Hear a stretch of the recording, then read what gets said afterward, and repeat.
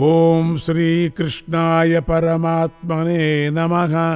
अथ चतुर्थोऽध्यायः ज्ञानयोगः। श्रीभगवानुवाच इमं विवस्वते योगं प्रोक्तवानहमव्ययम् विवस्वान्मनवे प्राह मनुरिक्ष्वाकवे ब्रवीत्।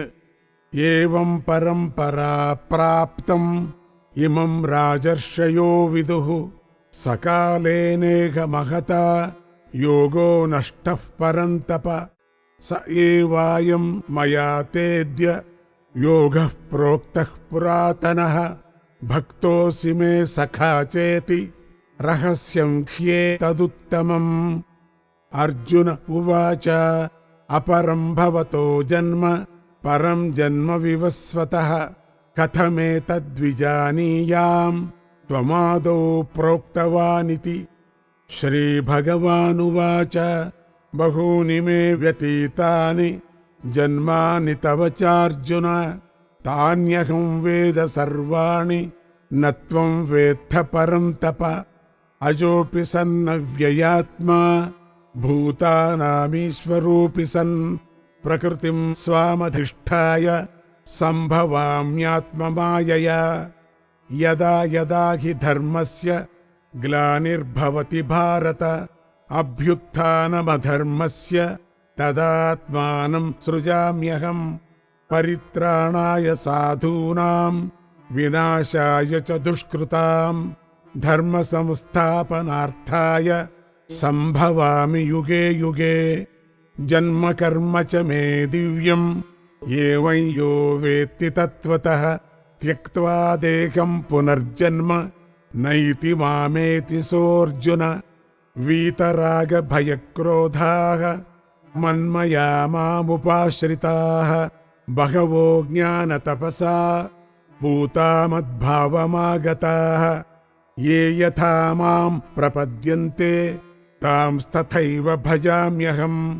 मम वर्त्मानुवर्तन्ते मनुष्याः पार्थ सर्वशः काङ्क्षन्तः कर्मणां सिद्धिं यजन्त इह देवताः। क्षिप्रं हि मानुषे लोके सिद्धिर्भवति कर्मजा। चातुर्वर्ण्यं मया सृष्टं गुणकर्म विभागशः तस्य कर्तारमपि मां विद्य कर्तारमव्ययम्। न मां कर्माणि लिम्पन्ति न मे कर्मफले स्पृहा। इति मां योऽभिजानाति कर्मभिर्न स बध्यते। एवं ज्ञात्वा कृतं कर्म पूर्वैरपि मुमुक्षुभिः कुरु कर्मैव तस्मात् त्वं पूर्वैः पूर्वतरं कृतं।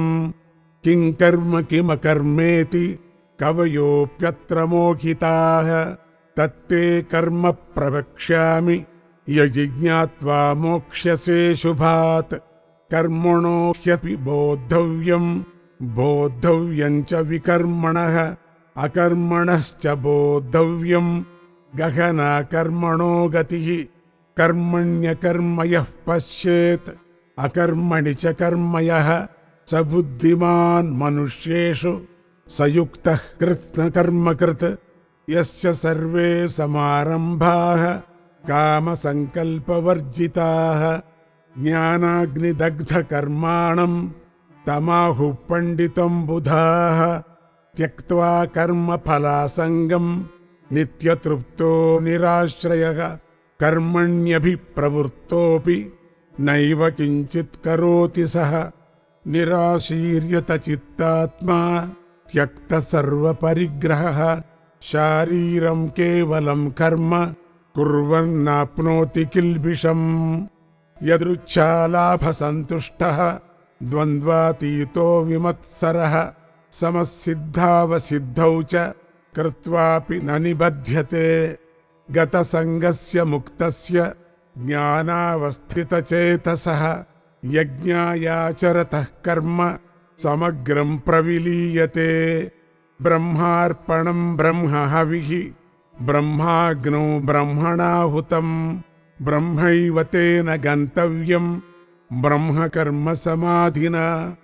दैवमेवापरे यज्ञं योगिनः पर्युपासते ब्रह्माज्ञावपरे यज्ञं यज्ञेनैवोपजुह्वति श्रोत्रादीनीन्द्रियाण्यन्ये संयमाग्निषु जुह्वति शब्दादीन् विषयानन्ये इन्द्रियाग्निषु जुह्वति सर्वाणीन्द्रियकर्माणि प्राणकर्माणि चापरे आत्मसंयमयोगाग्नौ जुह्वति ज्ञानदीपिते द्रव्ययज्ञास्तपो यज्ञाः योगयज्ञास्तथा परे स्वाध्यायज्ञानयज्ञाश्च यतयः संसितव्रताः अपाने जुह्वति प्राणं प्राणे पानं तथा परे प्राणापानगतिरुद्ध्वा प्राणायामपरायणाः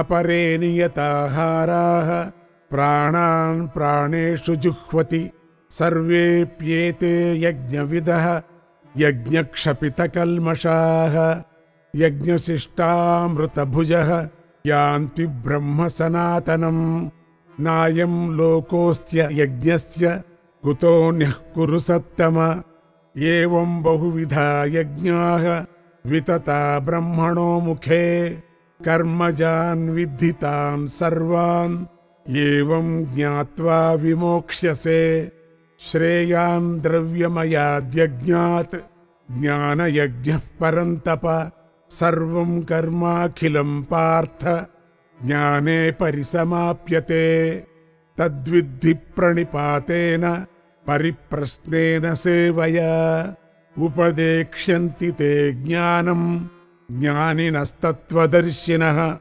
यज्ञात्वा न पुनर्मोहम् एवं यास्यसि पाण्डव येन भूतान्यशेषेण द्रक्ष्यस्यात्मन्यथो मयि अपि चेदसि पापेभ्यः सर्वेभ्यः पापकृत्तमः सर्वं ज्ञानप्लवेनैव वृजिनं सन्तरिष्यसि यथैधांसि समिद्धोऽग्निः भस्मसात् कुरुतेऽर्जुन ज्ञानाग्निः सर्वकर्माणि भस्मसात् कुरुते तथा न हि ज्ञानेन सदृशं पवित्रमिह विद्यते तत्स्वयं योगसंसिद्धः कालेनात्मनि विन्दति श्रद्धावान् लभते ज्ञानं तत्परः संयतेन्द्रियः ज्ञानं लब्ध्वा परां शान्तिम् अचिरेणाधिगच्छति अज्ञश्च श्रद्धानश्च